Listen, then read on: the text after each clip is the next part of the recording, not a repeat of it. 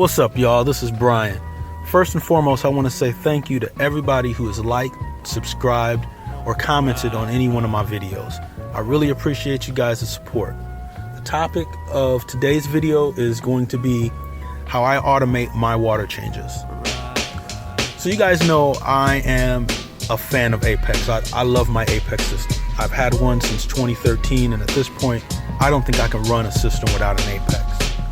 Now, I use my APEC to automate a lot of mundane, repeatable tasks, especially water changes. You may say, hey, people do water changes every day, B. That's cool and all. If you like to carry buckets of water, fine. Knock yourself out, have fun with it. Me personally, I hate doing water changes. And when you hate doing something, even though you need to do it all the time, you may not do it, or you may not do it correctly. And in a situation with a reef tank, that can mess up your water chemistry, it can mess up your tank. So my solution was to automate a way where I can do my water changes. So I just hit a button and it happened. So at first, I did this by using an APEC dose. And the dose is good and all. It is a great system to do water changes, but I personally think it's a little overkill. Now, if you use a dose for this, don't say, oh, Brian, I can't believe it. No. It's cool. I did it for a long time, but like I said, I think it's a little bit expensive and overqualified for a water change. When I think of dose, I think of dosing small amounts of fluids, and you need to be very precise. With a water change system, you could be precise with a float switch. So after I decided I want to use my dose for something else, I decided to use the Neptune Practical Multi-Purpose Utility Pump, or PMUP, in order to do water changes. Now, it has a vertical design, so it's easy to put into a bucket, or in my case, a 50-gallon water barrel. And it's easily used as a pump for GFO, carbon, biopellet reactors, pretty much anything you need.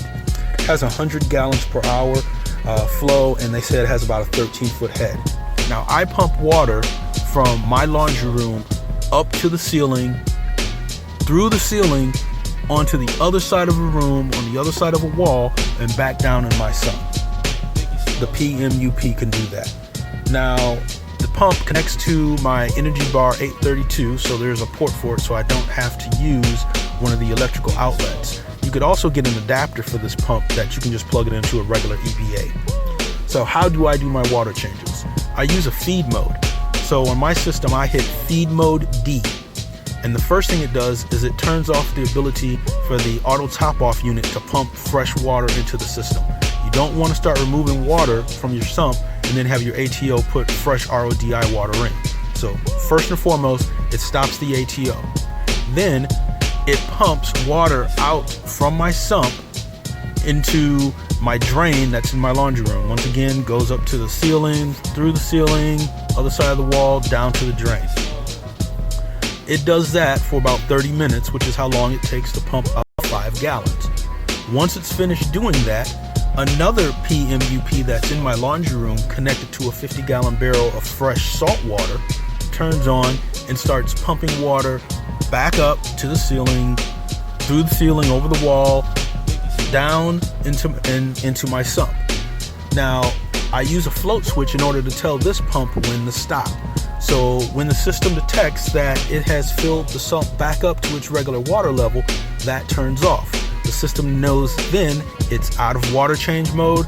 It turns the ATO back on to where if the float switch drops down, it will automatically pump fresh water, fresh RODI water in because of evaporation. Now, this is a set it and forget it system. If I want to do a water change before I leave the house, I can hit feed D, and after a little bit of time, the water change is done and it goes back to its normal operation. Well, thanks for checking out this video about how my water change is set up. If you have any questions, comments, or concerns, leave it in the comments. If you need help setting up one of these systems, let me know. I can help you out. It's not that difficult, it just requires a little bit of programming.